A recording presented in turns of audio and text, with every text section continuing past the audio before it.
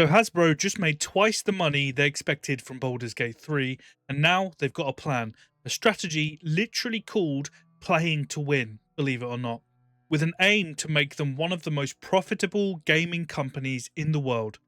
And these aren't my words, they're straight from the mouths of Hasbro execs. And as we know, that strategy always goes well, right? I mean, when has a giant corporation ever milked a franchise to death after realizing it's more profitable than expected? I'm looking at you, Ubisoft.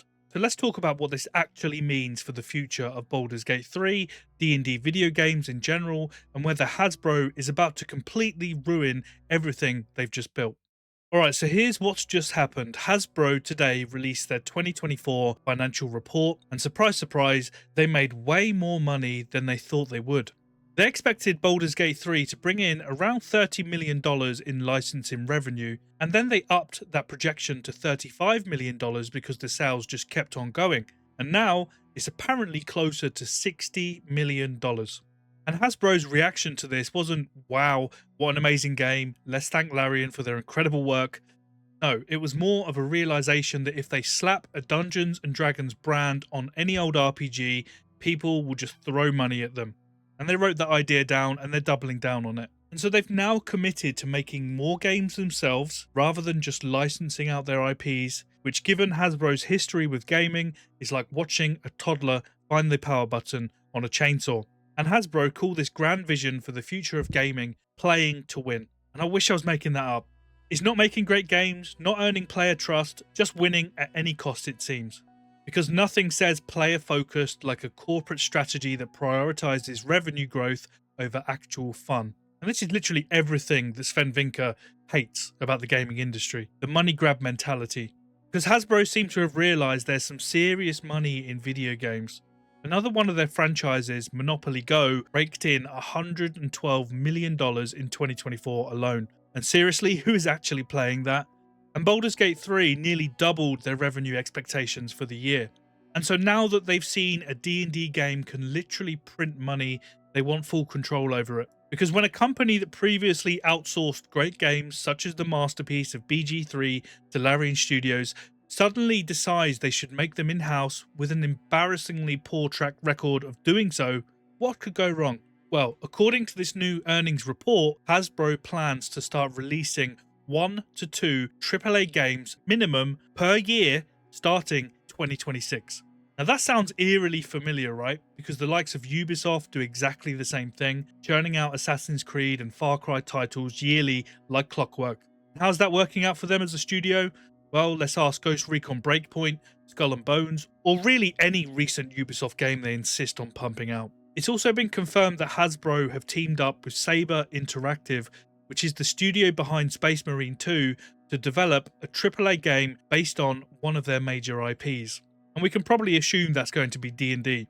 And cool, that sounds promising, right? I mean, Space Marine 2 was a great game, sure, but with a clear philosophy of Hasbro with profit over everything mentality, I have literally zero confidence in this next title. But now they've decided that they aren't just going to license games anymore, they're going all in on self-publishing. And their upcoming lineup so far that we know of includes Exodus, a sci-fi RPG which is looking to be coming in 2026, an untitled G.I. Joe game, like anybody's even asked for this, and a Dungeons and Dragons title from Invoke Studios, which we know nothing about just yet. The question is, will these be high quality, fully realized, detailed, immersive games like Baldur's Gate 3, or are we getting rushed, half-baked, microtransaction-laden messes designed to sell overpriced digital dice and skins? And given Hasbro's recent track record, I'm betting on door number 2. Hasbro CEO Chris Cox, yes, that's actually his name, unveiled their master plan for gaming, which is set to pump out a minimum of 1 to 2 new releases per year between 2026 and 2030. And honestly, I can't believe this is actually true. Like, when will studios actually learn from recent failures in the gaming industry? I mean, come on, man. Because nothing says high quality, handcrafted gaming experience like mass producing them at an Assassin's Creed pace. Their philosophy seems to be, if one D&D game made them 60 million, imagine what 10 can do. So does this mean we're getting a Baldur's Gate 4? Well, no, at least not one we're going to recognise. Larian's done with D&D. They like making art, not factory line products, so whatever Hasbro pumps out next won't have their magic touch. The best case for us, they make something half decent for the next installment of the series, and the worst case, we enter the D&D version of Ubisoft's yearly Assassin's Creed era, where every game is a slightly modified reskin with more microtransactions than mechanics. But hey, playing to win, right? What Hasbro don't seem to realise is Larian wasn't just a random dev studio. They spent years crafting Baldur's Gate 3, pouring in ridiculous amounts of love and attention to detail. And now Hasbro is acting like you can just rinse and repeat that process on a corporate timeline. Which, yeah, that's not how this works. We've seen it time and time again. A high quality RPG takes literally years to make, especially one with player freedom and depth like BG3. Hasbro can maybe make great games if they take their time, but if they rush into quantity over quality, we're looking at a very different future for D&D video games. And let's be real, this is Hasbro. They're a toy company, they don't have a track record of making amazing video games, they have a track record of monetizing franchises to oblivion and alienating their fans. Which is exactly what we all want for Baldur's Gate 3's legacy, right? But let's look at it like this. Hasbro have two paths ahead of them right now. Path A is they recognize what made Baldur's Gate 3 special. They give developers the time and resources to create games with depth, quality, and player freedom, and actually build a legacy of amazing D&D RPGs. Or they see dollar signs. They rush out a conveyor belt of half-baked games, cram them full of monetization, and send the D&D franchise straight into Ubisoft territory, where every game is a slightly tweaked reskin of the last one, but this time with more microtransactions and less soul. And guess which one feels more likely?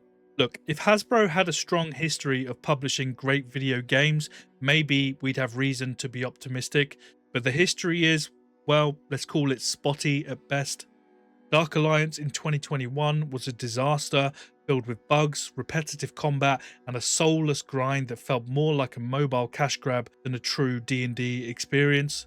The entire OGL controversy showed how willing Hasbro is to sacrifice player goodwill for a quick buck. They've historically relied on external studios to make their best games, so what happens when they take full control? Hasbro want to be one of the most profitable game companies in the world, but profitability and quality don't always, if at all, go hand in hand. And call me crazy, but when I think of the most profitable game companies, I don't exactly picture handcrafted, deep, player-focused RPGs. I picture EA, Ubisoft, Activision Blizzard, companies that milk their franchises for all they're worth. So let's be clear, this isn't just about whether Hasbro can make a good D&D game, this is about whether they're willing to make a good D&D game, to put in the time, effort, and resources to make it a great one. And can Hasbro even compete with Larian and what they've created? Because that's the biggest issue here. Larian didn't just make a good D&D game, they redefined what a CRPG could be. So without Larian, what exactly is Hasbro's plan? Do they understand why BG3 was successful, or do they just think people love D&D games, so let's just pump them out? Because if they really think they can just slap the Baldur's Gate name onto something and expect the same success, they might be in for a rude awakening.